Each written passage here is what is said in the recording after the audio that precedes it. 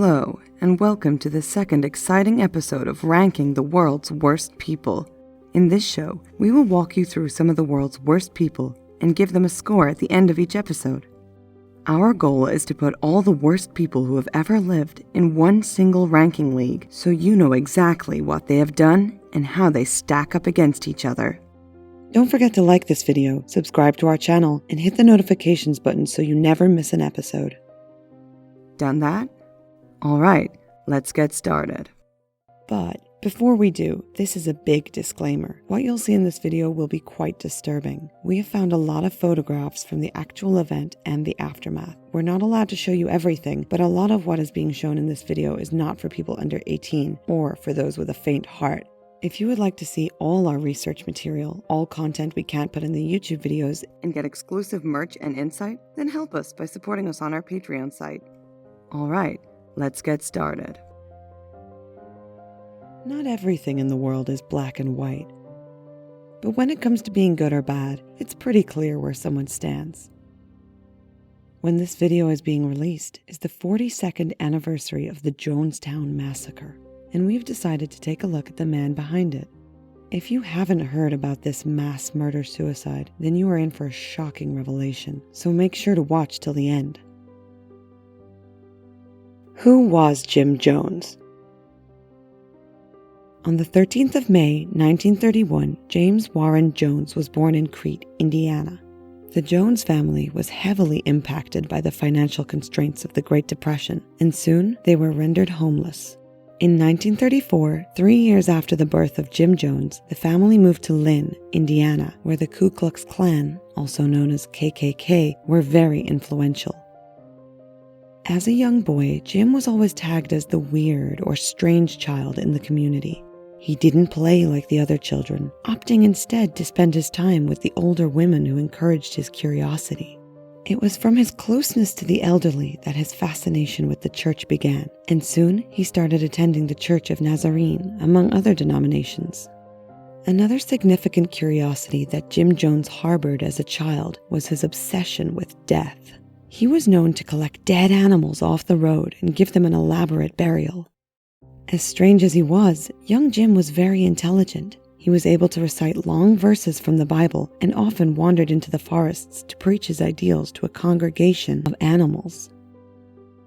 When he became a teenager, he shifted his focus to sex and spent long hours talking to a gathering of his peers from his front porch. His ability to organize people led to the establishment of the first baseball league in Lynn, although the team soon disbanded when they witnessed Jim drop a dog to its death. For a teenager, he was already showing signs of having a disturbed mind, but everyone else just thought he was strange.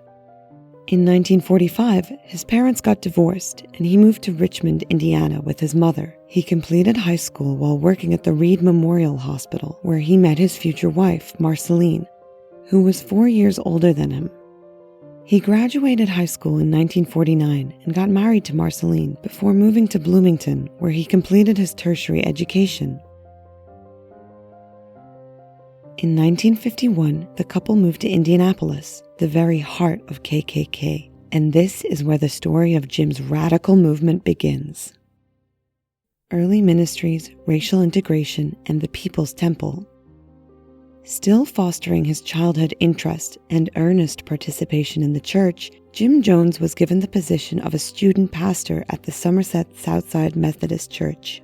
He soon started a youth center with a faith-healing theme that drew in throes of people eager to listen to the charismatic minister and witness his supposed miracles. Jim's popularity grew, and he was soon invited for numerous conventions and religious assemblies, where he made most of his early connections within the church. Segregation was still very dense in these times, so when Jim Jones began insisting on racial integration in his congregations, it quickly became controversial. Religious and community leaders disapproved of his inclusion of the African American community and disengaged him from the Methodist Church. This only endeared him to the minorities who grew in numbers as members of his congregation, and soon after his detachment, Jim Jones set up the Community Unity Center. In 1955, this was morphed into the People's Temple Full Gospel Church, which he described as a modern-day Garden of Eden. At this point, His messages and followers were starting to take on occult mannerisms, but it was not held to significance because of his impact on racial integration. In this period, Jim Jones and his wife, Marceline, adopted 6 children of Asian, Native American, and African American descent, which he referred to as the Rainbow Family. He also advised his members to adopt refugees of the Asian tragedy and enlarge the Rainbow Family, which a lot of the congregation did. Also, over 50% of his statewide congregation were African Americans, and this rubbed off on other institutions in the area. Other churches, restaurants, parks, hospitals, and even the telephone company and Indianapolis Police Department began to participate in racial integration. All seemed to be well, and Jim Jones was simply a man with a noble mission. But what went wrong? Keep watching to find out what his true agenda was. Political impact and affiliations. Such was the influence of Jim Jones that he soon established important affiliations with the Black Panther Party, a political party that protested the ill treatment of African Americans. He also got appointed for the Human Rights Commission in 1960 and seemed like the perfect person to anchor in a socialist movement. Shortly after his appointment, which was in recognition of his liberal fight for the integration of all races, he soon became enamored with the spotlight and gave several broadcasted interviews which ended with his infamous "Let my people go" remark. However, it wasn't everyone that got on board with his ideas for racial integration, and he received several death threats. But he was undeterred. His charismatic preaching continued and amassed a wider following that stretched state limits. By December 1961, he became obsessed with the idea that a nuclear holocaust was going to happen, and he started searching for a safe space to continue his ministry.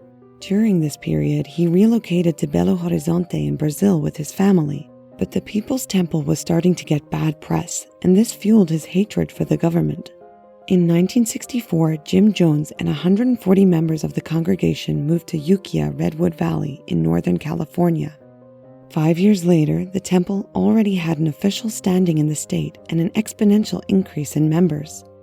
The People's Temple Redwood Valley Complex was founded, and branches of the temple were established in several cities, including San Francisco, San Fernando, and Los Angeles. In the 1970s, Jim Jones established the headquarters of the temple in San Francisco, where protests were intense, and Jim, alongside his members, participated. His influence on politics was so widespread that he privately met with Walter Mondale, a vice presidential candidate who publicly praised Jones' work, especially the temple. Harvey Milk is another prominent political figure who was captivated by Jim Jones and showed genuine interest in his activities and beliefs. Jonestown. When the government began to show specific interest in Jim Jones' activities through the People's Temple, his Holocaust-related paranoia increased, and he spread this gospel to his congregation. It was at this time he first brought up the idea of suicide, which was largely based on his studies of Adolf Hitler and the way the Nazi leader chose death instead of being captured. He told the members that they would become martyrs and shame their oppositions who would seek to humiliate them. This was all happening in the early 1970s, and a very low level of disbelief spread in some sections of the congregation, leading to the defection of some members. By 1977, Jim Jones made the decision to relocate his ministry and members, more like a cult, to a remote location in the rainforest of Guyana, which is located in South America. He acquired 27,000 acres of land from the Guyanese government, who would have little to no interference with his activities. In the summer of that year, Jim Jones, his Rainbow family, and hundreds of his congregation moved to the site and began work on the People's Temple Agricultural Project. The project was soon known as the building of Jonestown, a community belonging exclusively to the People's Temple and its members. Or so they thought. Although he was still ministering in San Francisco and other locations, Jim Jones' impact on the rapid construction at Jonestown would be remarkable if it wasn't so disastrous. When they first settled into the location, members of the congregation truly felt that Jim Jones was the leader they deserved. They ate well, worked progressively, and had a faith that could, apparently, move them across borders. But it wasn't to last. The congregation in Guyana expanded, and soon they had to work overstretched hours with limited rest and much rationed feeding. Still, they continued. they believed Jim Jones had only the best plans for them, even as they suffered intense abuses and violations under his totalitarian authority. And so, Jonestown was up and running until tragedy. The events that followed the establishment of Jonestown may be triggering for some, so please beware. Before we get into it though, let's see the activities that led to one of the most tragic moments in modern history. Criticisms. Jim loved the power of the media to push his sermons and teachings. However, when press outlets began publishing their criticisms of the temple and its founder, who they referred to as a false messiah, he developed an intense hatred and called them agents of the devil. But these criticisms weren't baseless accusations. At the start of his ministry with the People's Temple, some prominent members of Jones' congregation chose to defect and not make the move to Guyana. These members soon created a committee of concerned relatives and began to pressure the American Congress to investigate the temple and Jim Jones' activities. This would later become the beginning of the end of Jonestown. Jonestown Massacre. The pressure from the Committee of Concerned Relatives spurred Congressman Leo Ryan to take up the unofficial investigation of Jonestown. After successfully informing Jim Jones, the congressman, his legal aide, an NBC camera crew, and a team of reporters arrived at Jonestown, Guyana. On the 17th of November 1978, Jones, who knew the purpose of this visit, had prepared his congregation to put on their most satisfying behavior for the duration of the visit. Anyone who failed to do so was going to be punished, and in Jonestown, that could mean death. So, Leo Ryan was met with nothing but smiles and happiness on his arrival at Jonestown. But that evening, when one of the members passed him a note saying they wanted to leave Jonestown, the next morning, on the 18th of November 1978, Ryan showed this note to Jim Jones. Jones promptly announced that anyone who wanted to leave could leave, as that was the point of the community. Shortly after this, one of the members of Jones' congregation lunged at Ryan with a knife, but they stopped him before he could hurt the congressman. The congressman and his crew immediately started making arrangements to leave Jonestown, alongside the 14 members who decided to go with them. The group, including the congressman and his entire team, made their way to the airstrip that led to Jonestown. On arrival, there was only one plane, so some people boarded while others had to wait for the second plane. But before it came, a series of tragedies began to unfold. Tractors and trailers full of Jones' men showed up at the airstrip and opened fire at the group, targeting the congressman and the defectors. One of the supposed defectors also pulled out a handgun and shot at those who had boarded the plane.